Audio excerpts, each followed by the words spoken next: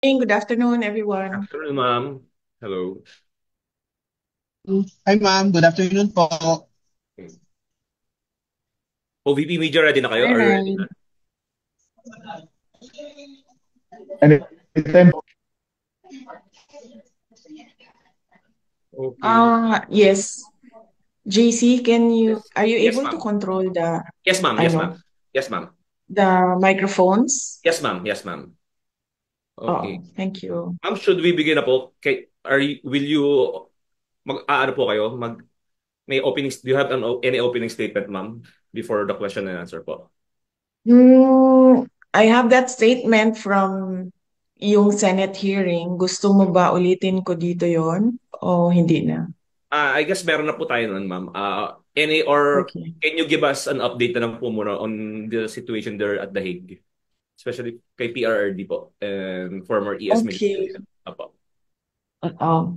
Um, so, ang update is, nasa loob, sa detention, si former President Duterte. Meron siyang access ngayon sa kanya lawyer na confirm na ng ICC na ang lawyer niya ay si Nicholas Kaufman.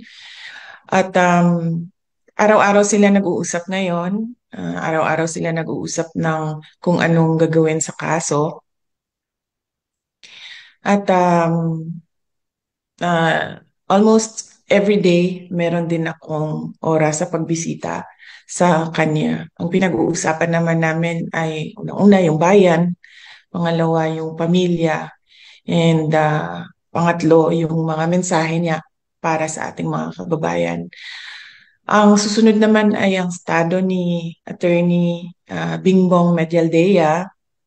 Hindi ko lang kasi alam kung hanggang saan ang gusto niya sabihin sa publiko sa kanyang health concerns ngayon. Pero siya ay nasa hospital hanggang ngayon. Nakita naman natin yung kanyang pag-collapse doon sa ICC detention kahapon. So hanggang ngayon ay nasa hospital siya. At meron atang mga procedure na gagawin sa kanya. Hindi ko lang masabi kung ano yung mga procedure na yon.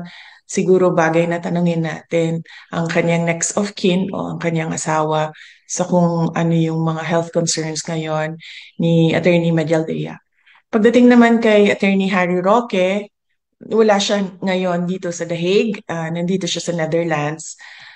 Pero nandoon siya sa isang lugar sa labas ng dahig para mag-file ng kanyang asylum documents. So wala akong update kung ano yung mga pangyayari doon sa kanyang pag-file ng asylum documents. Bagay siguro na mag-request tayo ng interview with Secretary Attorney Harry Roque kung anong estado ng kanyang pag-file ng asylum dito sa the Netherlands. So, first question po from Marisol Abdurrahman, GMA News. Sola? Marisol? Wala. Jace, can you hear me? Yeah, yeah. Jace? Loud and Ayan. clear. Okay, ma'am. Ma'am BP, good afternoon po. Gandang hapon. Apo. Ma'am, while you are there po, we'd like to ask lang, kumusta po ang OVP without you now, ma'am? How is it functioning po? Or kahit nandyan kayo, are you still working? Yes, ma'am. Opo. Okay lang po ang estado ng Office of the Vice President. Patuloy po kung ano man yung naiwan na mga projects sa maliit namin na budget. Ngayong taon na ito ay tumutuloy po siya. Daily po ang communication namin ng aming USEC at ASEC ng Office of the Vice President. And ito po ngayon, ginagamit ko na laptop, kakakuha ko lang para makapagtrabaho ako sa mga office work na kailangan namin at gawin yung mga meetings na kailangan ko gawin sa trabaho ko dyan sa Office of the Vice President.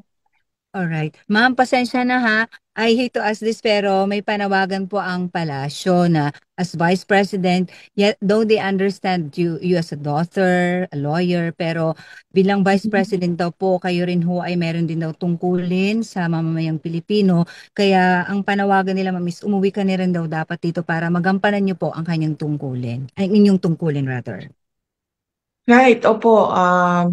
I perfectly understand that. In fact, hindi ko naman din gusto talaga na magstay dito, no? Dahil ang mga anak ko, ang pamilya ko ay nandyan sa Pilipinas at ang trabaho ko ay nandyan sa Pilipinas. Pero as Vice President, may duty din ako sa isang kababayan natin, isang Filipino citizen who is held against his will dito sa ICC Detention Center. So, wag na nating isipin na tatay ko siya. Isipin na lang natin na Vice President ako at gumagawa ako ng paraan kung paano maibalik natin ang isang Filipino citizen sa ating bayan. At hindi ko nakakalimutan ang aking trabaho diyan sa Office of the Vice President. Araw-araw kami nag-uusap ng aking mga kasamahan. Iilan na lang naman po ang naiwan na projects dahil approximately 700 million yung budget namin dyan. At yung projects namin, karamihan ay magdidepende sa end of school year ng mga kabataan dahil nakatutok kami sa advokasya namin sa edukasyon. So ang preparations namin ay before magbukas ang bagong school year sa mga GIDA areas ng mga public schools natin. So, yes, multitasking ako. Nandito ako as Vice President, ginagawa ng paraan paano maibalik ang ating dating Pangulo sa ating bayan. Nagtatrabaho ako through our satellite offices, through our central office of the Vice President. Tuloy-tuloy ang serbisyo namin para sa bayan. At yes, wala po akong balak na tumira dito sa Netherlands. Hindi ko po gusto tumagal dito. Pero madami akong kailangan na sikasuhin. Trabaho dito, trabaho dyan sa Pilipinas. At alam ko kung paano magbalanse ng trabaho dahil ah, mas mahirap pa ang trabaho ng isang mayor sa sobrang dami ng issues and concerns ng isang lugar. So marunong na ako bumalanse. Alright, maraming salamat po, VP. Okay. Next Salamat. question, Fred Mendoza, Manila Times. Ma'am, good afternoon po ma'am. Do you hear me po ma'am? Yes, I can hear you, Yes Red. ma'am. Yes ma'am. 3 questions. Sabay-sabay ko na yun po ma'am. Ma'am, may estimated date po ba kayo na uuwi kayo sa Pilipinas? Number 2, how much po ang gagastusin ng pamilya ninyo sa legal defense ni former President Duterte? Number 3, are you going to join na po ba the rallies of the PDP laban coming forward pag bumalik po kayo dito sa Pilipinas? Yun lang po ma'am. Unang-una, hindi ko pa, meron akong return ticket dahil sa April yon. Dahil kailangan kasi required siya bago ka makaalis ay meron kang return ticket. So meron akong return ticket sa April. Hindi ko alam kung hanggang kailan ako dito, sa totoo lang, dahil hindi pa nabuo yung legal team ni dating Pangulong Rodrigo Duterte. As Vice President, may obligasyon ako na buuin yung kanyang support group dito para merong tumutulong sa kanya na makalabas diyan sa ICC detention. Pangalawa, magkano ang gastos ng pamilya namin sa kaso ni Pangulong Rodrigo Duterte sa ICC? Sa ngayon ay wala kaming pinag-uusapan ng abogado, pero nagpahiwatig na ako sa kanya na kung pwedeng mag-apply ng legal aid dyan sa loob ng ICC. At patuloy naming pinag-uusapan ito Kahapon may meeting kami, hindi namin na take up ang topic ng budget. Pero alam niya dahil noong isang araw ay sinabihan ko na siya na malaki ang posibilidad na mag-apply kami ng legal aid at hindi ito privately funded case. Ang pangatlo is kung sasali ba ako sa kampanya ng PDP, senator candidates at sa mga guest candidates nila. Palagay ko naman hindi na kailangan ako sumama sa kampanya nila dahil alam na ng taong bayan at alam na ng buong bansa na kailangan nila baguhin ang muka ng ating gobyerno at alam nila na kailangan nilang iboto 10 doon sa mga kandidato na yon. Unang-una, yung mga kandidato ng PDP, Senator Bongo, Senator Bato de la Rosa, Attorney Hinlo, Attorney Bondok, Philip Salvador, and Vic meron pang Rodriguez, ma'am. isa. Vic Rodriguez, ma'am. Vic Rodriguez is a guest candidate of PDP. So meron pa tayong isang PDP senator. And meron tayong 4 na guest candidate. Si Attorney Vic Rodriguez, si Congressman Rodante Marcoleta, si Pastor Apollo Kibuloy, and si Dr. Richard Mata. So, tingin ko yun nga, siguro ang dahilan kung bakit inalis or ginawa ng extraordinary rendition ang dating Pangulo dahil mukhang magba-block voting ang buong Pilipinas sa 10 senador. Okay po, ma'am. Thank you po, ma'am. Okay. Next question, Jason Rubrigo, SMNI.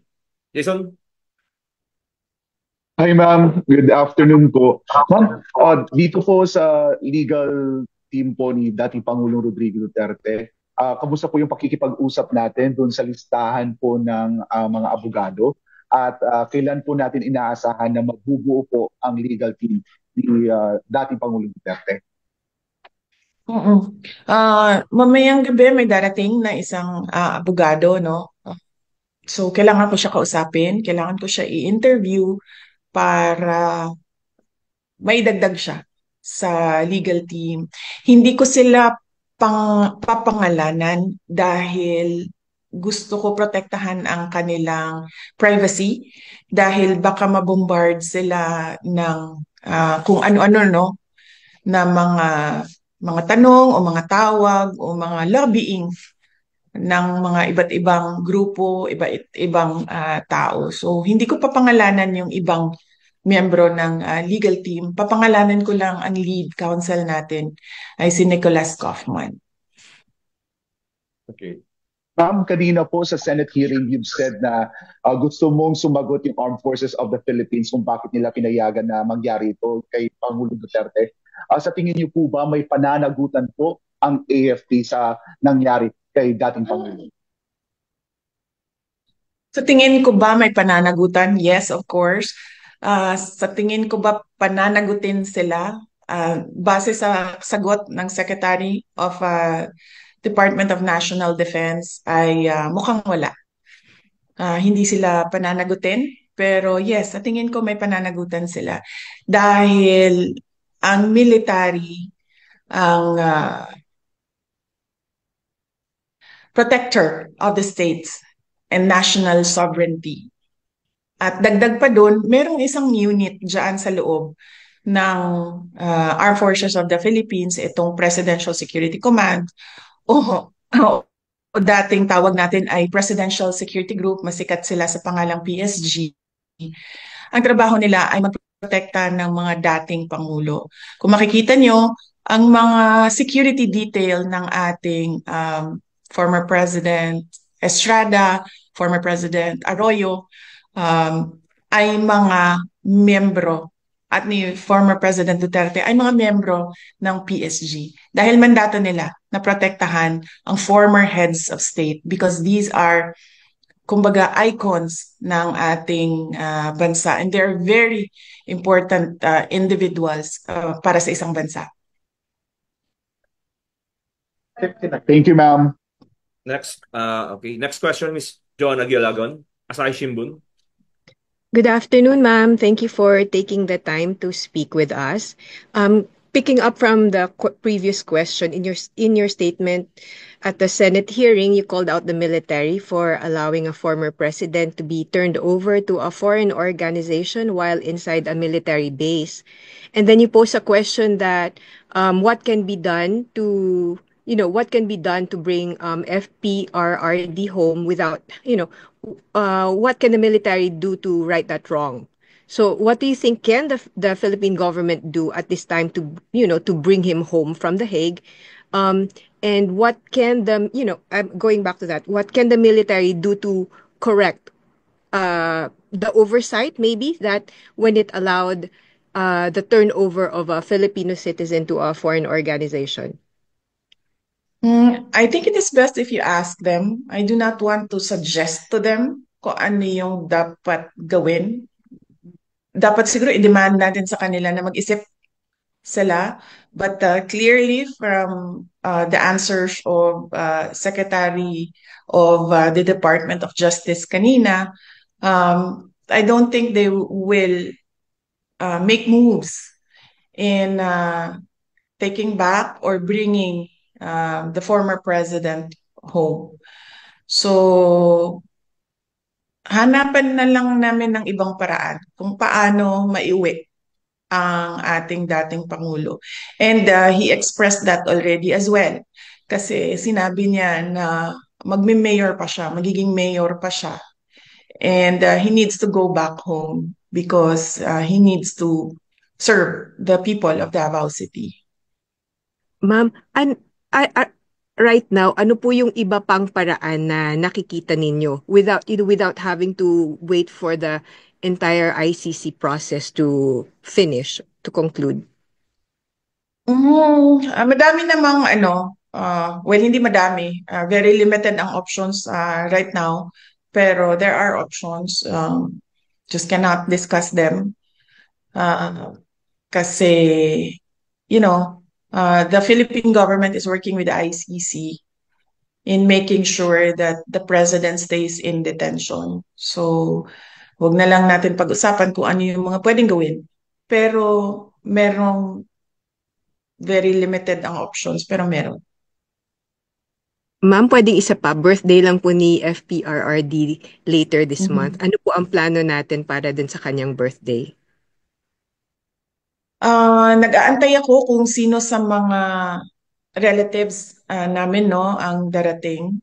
So hindi ko alam kung makakarating yung aking mga kapatid. Ang plano ko ay i-apply sila lahat ng permission to visit. Kung hindi man kami payagan na sabay-sabay kami, ibigay ko na sa kanilang tatlo yung oras nung araw na yon para makasama nila ang aming papa sa kanyang birthday. And ang pagkakaalam ko, merong mga grupo ng ating mga overseas Filipino workers at mga Filipinos living abroad na mag-celebrate ng birthday ni Pangulong Duterte. Hindi ko lang alam paano, saan at yung mga detalye, pero narinig ko na meron silang pinag-uusapan na ganun. Ang sigurado lamang ay yung peace rally support to former President Rodrigo Duterte to bring him home to the Philippines ay merong rally or merong gathering ngayong March 23. Ito ay Sunday dito sa The Hague, pero wala pa tayong specific na lugar dito sa The Hague dahil pinag-uusapan pa ng ating mga kababayan. Salamat po. Okay, Thank you. Next question. A. Balagtasi, The New York Times. A. Hi, ma'am. Good afternoon. Ma'am, I just want to get your 2 cents, your reaction regarding the recent the Senate hearing. How do you find it? Because I think Senator Bongo earlier said it was too late, the hero. Well, actually, oo. Tayo, yung buong bansa natin, we already lost a former president. So, late na tayo. Kaya nga, sinabi ko kanina, kung hindi ko lang maalala kung nasabi ko ba, pero ways forward na lang tayo. Unang-una, sino ang mananagot? But we don't expect na merong papanagutin. Pangalawa, anong gagawin natin as a country, as a nation, moving forward? May darating na eleksyon. Ano bang dapat natin gawin dyan?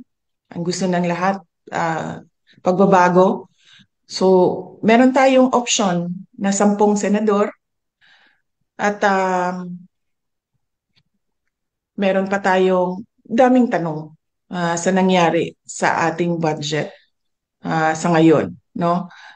Public funds is expended in a constitutionally infirm document. So, ano bang gagawin ng bansa? Ituloy natin ang demand natin for transparency, accountability, peace and security para sa ating bayan.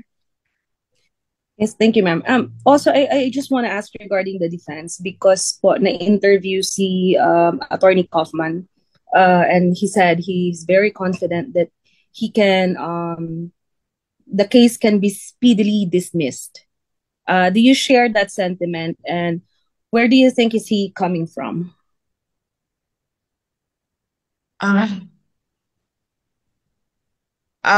It is best if you ask him to elaborate on his answers. Pero alam niyo naman, as a relative, no, as a Filipino citizen, matagal na ang isang araw. Matagal na sa atin ang 2 araw. Pero for lawyers, alam mo, meron yan silang sarili nilang mga timelines, no? Kung paano yung proseso sa loob ng korte. But as a relative, as a daughter, I just feel na, and as a citizen, as a Filipino citizen, masyado nang matagal ang isang araw. I know this is a difficult time for your family, but I just wonder, of course, things were sudden, and I wonder what made you choose Attorney Kaufman as your lead counsel. Parang, ano po ang meron siya, bakit siya? And when did you choose him? Was he chosen for you by the court? Hindi. Ako ang pumili sa kanya. In-endorse ko siya kay President Duterte. Noong nasa ere, si President Duterte, noong kasi sinusundan ko yung airplane niya, noong naintindihan ko na kung ano yung gagawin ng pamahalaan sa kanya, gumawa na ako ng paraan na merong sasalo sa kanya na abogado dito sa The Hague. So, madaming mga pangalan ang pinadala sa akin ng iba't ibang grupo, iba't ibang tao. Meron ding mga lawyers na nag-apply mismo at ginawaan ko siya ng shortlist. May inutusan ako na abogado dyan sa Pilipinas na mag-interview ng mga lawyers ng mabilisan lang. Tapos, si Nick Kaufman ang nasa top 3 ng listahan na yon. And base sa briefer na binigay sa akin ng abogado, base sa interview na ginawa niya sa mga abogado at sa kanyang, ano bang tawag niyan? Vetting, no? Pinili ko si Nicholas Kaufman. And habang nasa ere, si President Duterte, sinabihan siya at sinabihan ko lahat ng may contact sa kanya. Even ako, kasi nakausap ko siya sa telepono, sabihin niya, pagdating niya dito, na si Nicholas Kaufman, yung kanyang abogado. Pagdating niya dito, nakasulat sa papel din ang pangalan ni Attorney Salvador Mediadleya at siya yung unang nirecognize ng ICC na abogado, kaya siya yung nandoon sa initial appearance. Pero nakikita ko, no, na medyo hirap si Attorney Medialdea dito kaparte ng kanyang kalusugan. Ilang beses ko siya sinabihan dahil nagmi-meeting kami dito. Ilang beses ko siya sinabihan na pumunta kami sa hospital dahil pangalawang nakikita ko yung hirap siya sa paghinga, hirap siya sa mukha siyang stressed na masyado na dahil sa edad niya siguro. Sinabihan ko siya magpa-hospital kami pero umaayaw siya dahil nga tumutulong siya kay dating Pangulong Duterte. At yun na nga, inabutan na siya ng pangalawang collapse niya doon sa detention center at ngayon ay hindi na siya pinapalabas ng doktor sa hospital. Kaya malamang ang magiging desisyon din niya ay mag-withdraw dahil kailangan niya tutukan ang kanyang kalusugan. So, yes, ako ang pumili, ako ang nagsabi kay President Duterte, kay Nicolas Kaufman. Kung palpak man si Nicolas Kaufman, ako po ang mananagot sa taong bayan. Yes, ma'am. Thank you for that po. Last one question, but I mean, it's just looking forward to two things that are we're expecting within the year.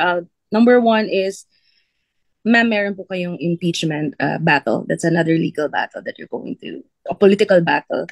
How are you preparing for that? Because initially the plan was your father will be there as part of your legal team. Now it looks like nabaliktad and kayo po yung nag-aasikaso ng legal team ng tatay niyo po ngayon, sa former president in The Hague. And number two is there has been rumors that another set of warrant is going to be served or going to be enforced, and your name is being mentioned. So how are you preparing for battles of your own when you are, as it is, taking care of your dad? Yes. So, with regard to my impeachment, we already set up the legal team for that as early as 2023 when, as I said, Representative Castro announced that there are impeachment talks inside the House of Representatives. So, fortunately, that team is not involved in the ICC case of support the group of lawyers for the ICC case of President Duterte so that they can focus on my impeachment case. As we speak, they are preparing witnesses and they are preparing answers to the articles of impeachment, and they will work on that and they will deal with that impeachment case for me. So the other question is, it will not matter if President Duterte is not anymore in the legal team because there are other lawyers there as well working on the impeachment case. The other question, sorry, I forgot. I missed. Yeah, meron po kasing rumors, ma'am, na may another set of arrest warrant na i-enforce po sa Philippines, and napapangalanan po kayo doon. So how are you taking that po? Okay. Well, depende. Kung lumabas yung warrant na nandito ako sa The Hague, I will surely talk to another lawyer na para sa akin naman what are my options legally. Kung ang warrant naman ay dumating na nandyan ako sa Pilipinas, tingnan natin kung anong gagawin ng gobyerno sa akin. Ma'am, one last question. I don't want to sound cheesy, but it has been a heavy week. And I think my last question would be, how are you? I'm okay. Surprisingly, I'm okay.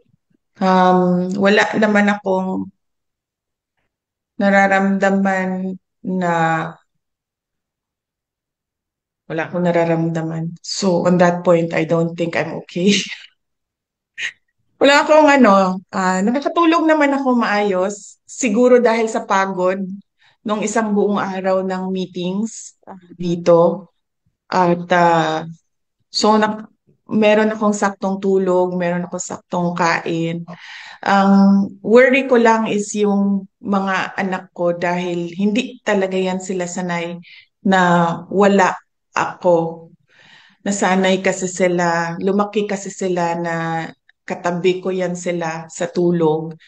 At ngayon, yung youngest, no, na anak ko, yan yung katabi ko sa tulog. So, yan yung worry ko, yung aking mga anak. Dahil nawalan sila ng nanay, yan yung hindi ko kasi magawa remotely, yung pagiging nanay.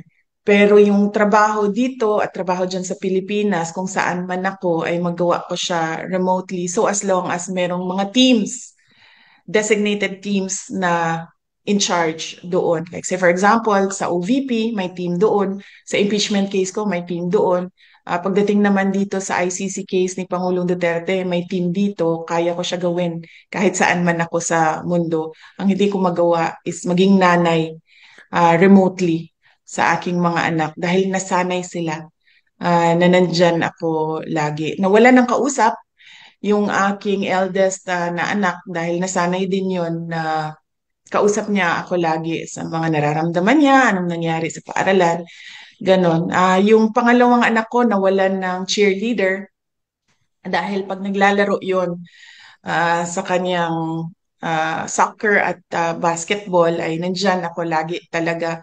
Dala-dala ko yung mga paraphernalia ko, pom-poms, drums, yung mga trotot ko para i-cheer siya. And of course, yung youngest, as I said, nawala ng katabi sa tulog. So yun yung concern ko. Thank you po. Okay, next question, Ms. Celerina Monte, Japan Broadcasting Corporation, NHK. Hello. Good afternoon, Vice President. Sorry if I have to ask you. During our interview with the families of the alleged victims of the war on drugs, they're saying or Ma'am Cel, nawala. Nawala siya, Jay. Ma'am Cel, nawala ka. Ma'am Cel, kindly fix your line. Balikan ka namin. Ano muna? Miss Camille Samonte, TV5. You're recognized. Hi VP, good afternoon po. Camille po from TV5.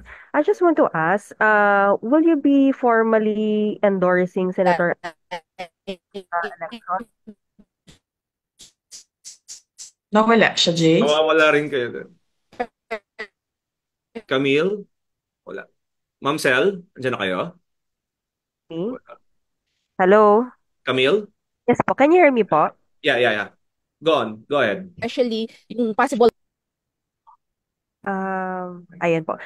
Ma'am, yes, Camille po from TV5. I just want to ask, ma'am, will you be formally endorsing Senator Amy Marcos in the elections?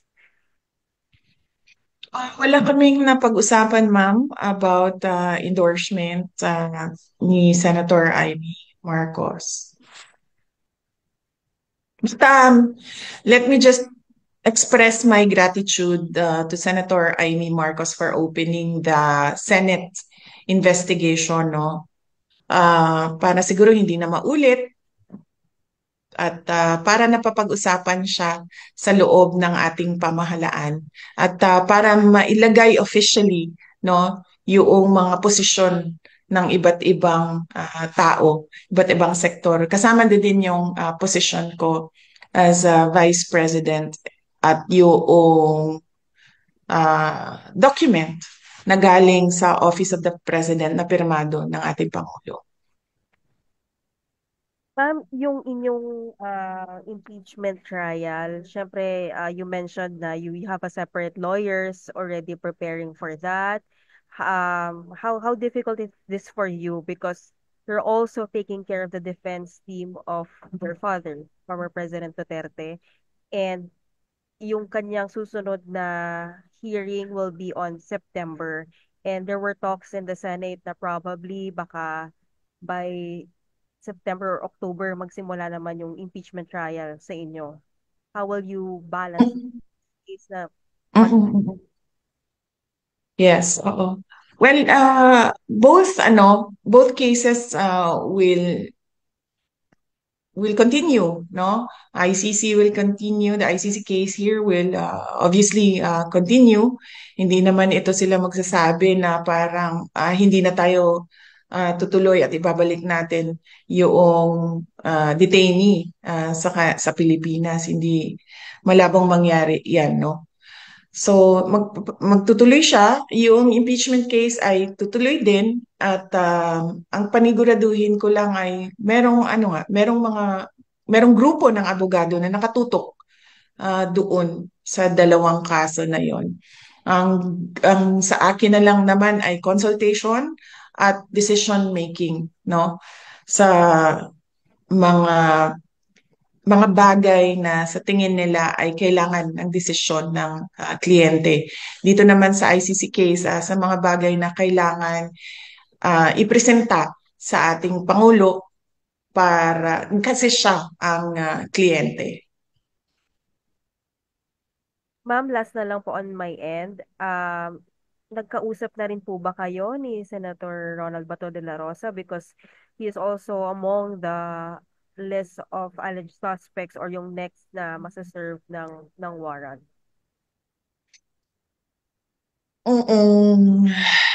Hindi pa kami nagkausap ni Senator Bato de la Rosa. Mag-ingat siya at lahat ng mga nandoon na, na mga complaints ng mga former uh, police, PNP personnel, officers, mag-ingat sila dahil kung meron mang sinasabi na merong warrant, ay malamang merong warrant yan dahil nakita natin na meron ngang warrant of arrest dito kay Pangulong Duterte.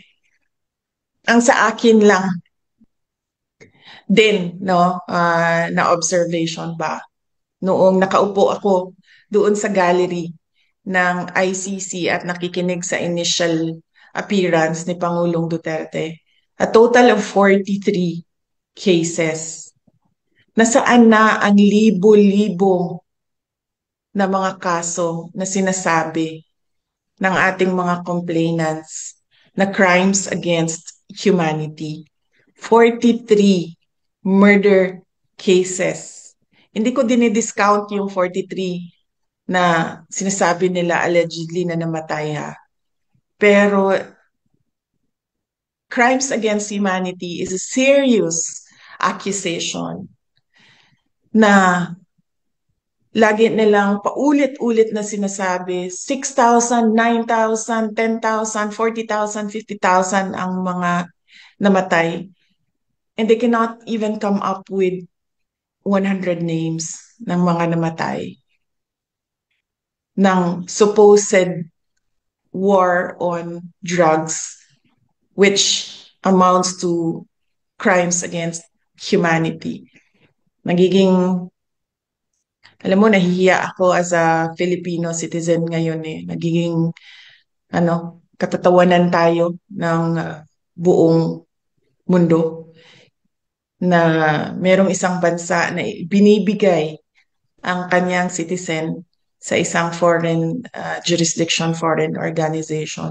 Hindi ginagawa yan ng mga bansa. In fact, tayo nga sa loob ng Pilipinas, every time may OFW na convicted abroad, ginagawa natin ng paraan na magkaroon siya ng pardon para maibalik siya sa Pilipinas. Ito sa atin ngayon ay kabaliktaran.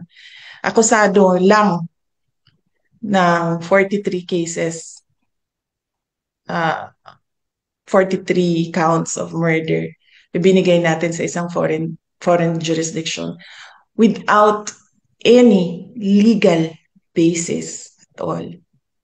Nahihiya ako humarap sa buong mundo na ganito mag-isip ang ibang mga kasamahan natin dyan sa bayan, ibang mga Pilipino. Thank you, ma'am. Okay, next. Ma'am Sel, andyan na kayo ulit. Are you back? Yes, ito na po. Sorry. Felino Monte, Japan Broadcasting Corporation, you're recognized. Ma'am, choppy talaga kayo. Nawawala kayo. Next question muna. Mads Villar, Net 25. Question. Hi, good afternoon, BP. Hmm. Ma'am, how is the health po of former President Duterte now? He's doing okay. Hindi ko nakakausap yung Ma'am, sorry if I doktor have to niya ask dahil this. Eto, clear na po, malinaw. Wait lang, Mads. Patapusin mo muna si Miss, si Miss Michelle, patapusin mo muna si Miss Mads. And may answer din si VP kay Mads. Ma'am, go ahead. Hindi ko nakakausap yung kanyang doktor sa loob dahil may proseso din sila sa loob kung paano mo kausapin ang doktor, no? Dumadaan ako sa lawyer kapag meron akong mga tanong at ginagawa naman ng paraan ng abogado doon sa loob para makuha yung mga records, health records ng ating dating Pangulong Duterte. Personally, kapag nandoon ako, okay naman siya. Tinatanong ko siya kung meron siyang nararamdaman. Sinabi niya, ang nararamdaman ko ay natural sa isang matanda na tao, no? Masakit yung utuhod, masakit yung likod. Meron siyang nararamdaman na sa lamig, ba? So, nahihirapan siya mag-acclimatize. Kaya lagi siyang balot na balot. So far, wala siyang gana masyado kumain. Sinasabi niya, nag-request siya ng gatas at prutas at pinaabot namin yon sa kanyang doktor na yung request. Yun lang. And dati pa naman natin alam, no, na medyo mahina na yung pandinig ni Pangulong Duterte dahil din sa kanyang edad at medyo mahina na rin yung mata niya dahil din sa edad. So, nothing, I don't see any serious health problems at the moment sa kanya. All that I see are yung dala ng katandaan. Yes, ma'am. Ma'am, may panawagan po ba kayo or message sa supporters po ni former President?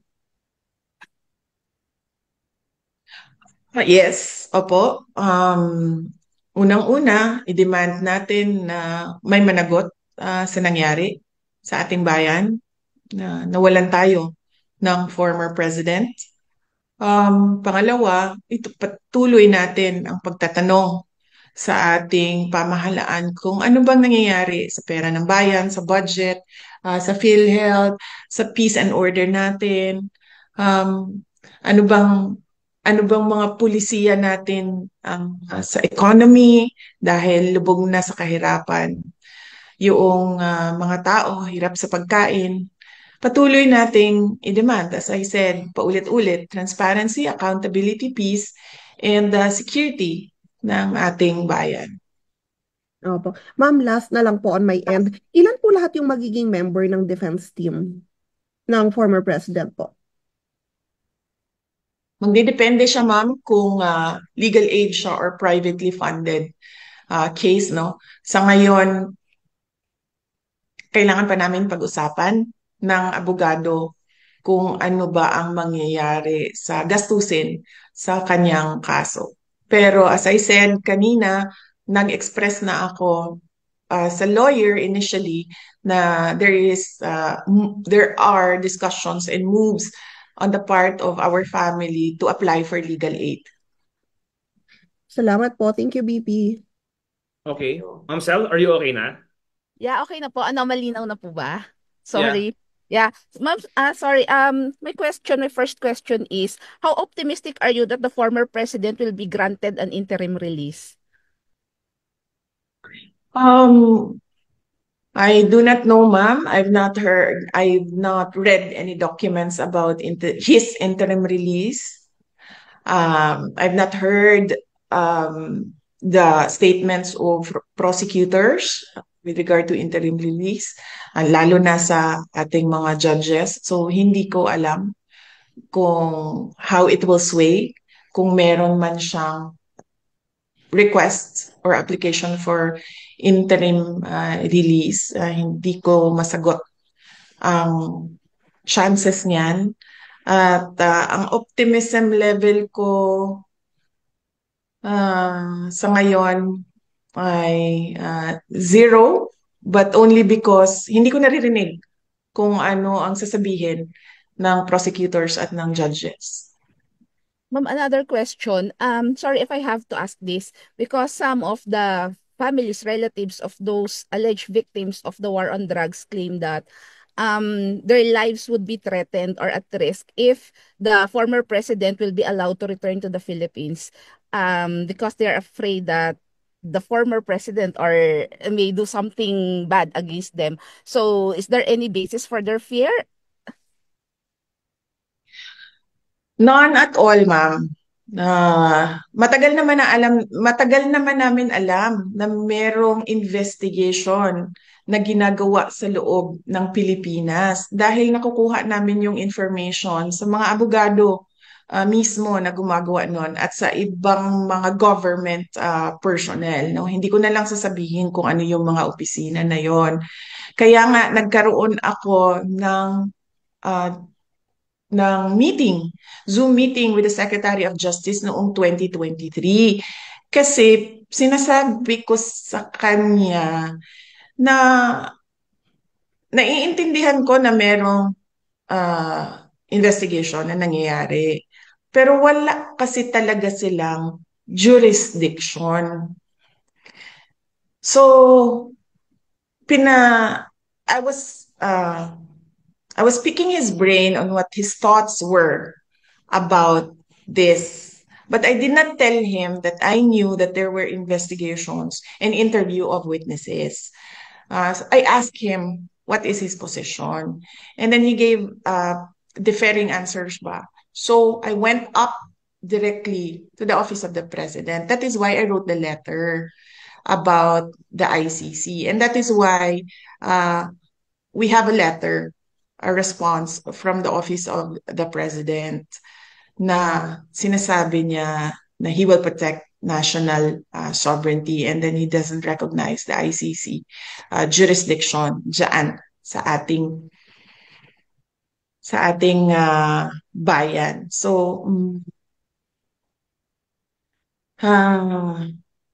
yun, ma'am. So do you believe on the reasoning of the president that he's just honoring the agreement with the Interpol, or it's just like a lame excuse to surrender the former president to the ICC? Wala naman tayong obligation na mag-cooperate sa Interpol, ma'am, kasi yung ICC warrant, yung warrant na hawak ng Interpol is an ICC warrant. So hindi mo naman, you cannot just take one and leave the other because the Interpol was holding an ICC warrant. So naturally, cooperating with the Interpol is cooperating with the ICC. I think klaro naman na talaga yon, no? Sa atin lahat na yung pamahalaan talaga natin ang naghatid na sa ating Pangulo doon sa dito sa The Hague, sa ICC. Mambalikan ko lang yung concern ng mga pamilya, family members ng mga victims. Nakita niyo po ba si Pangulong Duterte? Alam na namin, 'di ba, na nag-iimbestiga, nag-i-interview ng witnesses. Alam namin kung sino, alam namin kung saan, pero wala siyang ginawa talaga. Pinabayaan niya because he was of the belief that as a Filipino citizen, the government will not cooperate once there is a formal investigation that will happen inside the Philippines or once there is a warrant of arrest. So wala talaga siyang ginawa sa mga witnesses, sa mga family members. Pangalawa, nakita nyo, kailangan siya itulak ng mga pulis para gumalaw. At kailangan siya itulak akyat ng eroplano. So, wala na siya physically magagawa sa mga family members at sa mga witnesses. pwede ba siya mag-utos ng mga tao na, oh, on my behalf, gawin ito, gawin niyo yan? Pwede siguro, pero hindi niya ginawa noon. Ngayon pa ba niya gagawin? 'Di ba? Na nandyan na siya. And meron ng protection yung mga family members. Meron na silang protection ng ICC at meron silang protection ng Philippine government. Their fears are unfounded and hindi ganyan ang tatay ko. Kung ano man yung kailangan niya sagutin, sasagutin niya yan. Pero Ma'am, hindi siya magtatamper ng evidence. Kasi unang-una, wala naman talagang ebidensya. Hindi ko alam paano umabot ito sa isang kaso. At hindi siya makikialam sa witnesses dahil isa siyang prosecutor noon. At ang alam niya kung ano ang violation niya as a lawyer kung nagtatamper ka ng evidence at nakikialam ka ng witnesses. So, unfounded yung fears, walang basihan. Sinasabi lang nila siguro yan para, I don't know, huwag pabalikin ang Pangulo sa ating bansa. Bakit ayaw nila pabalikin? Well, meron silang mga, they are in collusion with individuals, both in the government and outside of, from the private sector. They are in collusion with organizations who are against the former president because of his policies noong siya ay Pangulo. They are in collusion with people who want to stay in power, with people who want to totally erase political opposition, who want to question uh, the acts of government. So, sa tingin ko yan eh. okay, last question, ma'am. So as part of the defense of the former president, is there any plan to like bring into like The Hague some witnesses for the former president? I am not part of his legal team. Nandito lang ako kasi kailangan nila ng kausap sa labas. So kinakausap nila si Pangulong Duterte sa loob at kinakausap nila ako sa labas so that there is someone who will sign off on what was agreed upon with the client, no? So hindi ako part ng legal team. As I said, I am a Filipino citizen here helping the former president go back home. And I am here as a daughter as well. Moral support doon sa kanya. Thank you, ma'am. Okay, last 3 questions po tayo, ma'am. Next question, Miss Joyce Oo, Adra. kasi Jay, it's Yeah. 8:05. No, may 9 a.m. meeting Alright. ako. Sabi mo 1 oras lang ito. Miss Joyce Adra, RMN News, then followed by Glenn Wego, Super Radio. Good afternoon po, VP. Ma'am, ask ko lang po,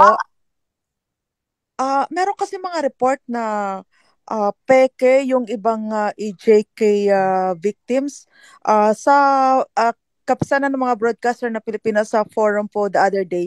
Hindi naman ito dininay ni Attorney Claire Castro at ang parang sinisipa niya yung isang media na nagtanong sa kanya na alam mo naman palang kapitbahay mo yung isa at hindi pala totoong EJK victim. Bakit hindi mo sinulat ng tama? Bakit hindi mo itinama yung isinulat mo? So kayo po, anong masasabi niyo po dito sa mga sinasabing peke nga EJK victims? Nasabi ko nga kanina, Opo, ma'am, thank you. Nasabi ko nga kanina, ma'am, no, hindi ko alam paano umabot ito sa isang kaso. Wala talaga silang ebidensya at all for murder or crimes against humanity. Hindi ko alam. It baffles me. Really, truly. How this has happened, no?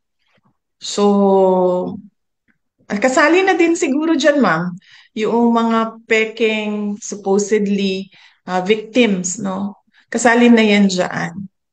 Kasi ito lahat ay gawa lamang unang-una ni Senator Trillanes noon. At syempre nakakuha siya ng, ano bang tawag niyan?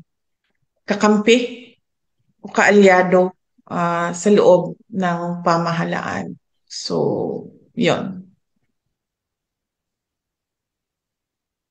Miss Joyce, okay ka na? Are you good? Oh, wala na. Okay, last question. Okay Raymond na po, Antonio. sir. Thank you po. Thank you. I'm done po. Thank you. Okay. Raymond Antonio, read the bulletin. Last question. Then we're wrap up. VP, good afternoon. Senator De La Rosa admitted having an ill feeling towards National Security Advisor Eduardo Año following the arrest of your father, the former president. How about you, VP? What do you feel right now, given that Año was one of your father's men and member of his cabinet? And lastly, Vice, meron din po kasing lumulutang na I don't know how would I say this, report or rumor na there was a traitor in the Duterte camp that also led to the arrest of your father, VP. Thank you. Okay. Hindi ko narinig. Anong sabi ni Senator Bato de la Rosa daw kay Anyo? According to Senator De La Rosa, the senator was disappointed to Secretary Anyo. He felt Disappointed. bit betrayed knowing na Secretary Anyo previously worked as PRRD's former AP Chief of Staff and DILG Secretary then. Kasama siya sa nagplan nung supposedly alleged kidnapping ni PRRD going to The Hague. May I add, VP, may report kasi kasama siya doon sa core group na nagplano doon sa arrest ni former president. And then, sabi po ni Senator Bato, out of courtesy daw po, sana nasabihan man lang kayo about the arrest. That's it, VP. Thank you. Okay. Alam mo, tinanong na rin ako kanina, di ba, how am I? Sabi ko, kanina wala akong nararamdaman. Sa totoo lang, wala talaga akong nararamdaman. Hindi ako galit, hindi ako disappointed. Nothing at all. Kasi pointless naman na mag-harbor ako ng feelings about what happened. Hindi na siya maibabalik. Hindi na mababalik si Pangulong Duterte sa Pilipinas. So what we should do as a country is move on from what happened. No? What will we do as our ways forward as a country and as a people from what happened? Magalit man tayo, walang papupuntahan yung galit natin. Dahil hindi naman yan sila papanagutin ng pamahalaan eh. Nakikita niyo yung mga sagot nila, wala na sa ayos, wala na sa rason, wala na sa common sense, wala na sa batas. Pero walang magagawa laban sa kanila. So we should move forward from what happened, and the country should decide, the people should decide saan ba tayo papunta base sa nangyari. Kung meron bang traitor doon sa loob ng grupo na nag-usap sa Hong Kong, nandun ako sa kwarto sa mga nag-meeting with former President Duterte. Hindi ko matawag siguro na traitor, pero sigurado ako sa dami ng tao doon sa loob ng kwarto na yon ay meron talagang nagsasabi kung ano ang pinag-uusapan doon sa loob. Kung kanino nila sinasabi, hindi ko alam. Pero kung sino ba ang nagsabi na may traitor? So malamang kung yung nagsabi na may traitor doon sa loob, malamang siya yung kausap noong tao na nandoon sa loob sa kwarto sa Hong Kong. Klaruhin ko lang na nag-divide ng trabaho doon sa loob ng meeting na yon. Ako ang nag-moderate sa meeting. Tinanong ko si President Duterte kung ano ang desisyon mo at ano ang gusto mong gawin. Ang sinabi niya, gusto ko umuwi sa Pilipinas. Hindi ako titira sa ibang bayan at hindi ako magtatago. Yun ang sagot niya. And Attorney Bingbong Medaldea was tasked to do the legal remedies pagdating sa loob ng Pilipinas. Ang desisyon na agahan yung flight, ang flight nila ay alas 4, ang desisyon na agahan yung flight ay galing kay Pangulong Duterte dahil ini-expect niya dadalhin siya sa korte. Kasi yun ang dapat na ginawa doon sa arrest warrant. Kung may traitor man, malamang dahil merong nagsabi merong traitor, traitor siya siguro sa information at binigay niya doon sa kabila. But I don't think meron siyang binigay na information na valuable din sa Philippine National Police dahil alam naman ng lahat at hindi tinago no na uuwi si Pangulong Duterte at kung anong oras siya uuwi sa Pilipinas. At ang desisyon na umuwi ay sa kanya. Sabi niya, hindi siya magtatago. Uuwi siya ng bayan niya. Oh, are we good then po? Ma'am, any parting ways? Any parting statement po, ma'am? Yes, opo. JC, nagpapasalamat ako sa iyo, sa Office of the Vice President dahil sa inyong pagtutok sa inyong mga sariling trabaho dyan. At nagpapasalamat ako sa ating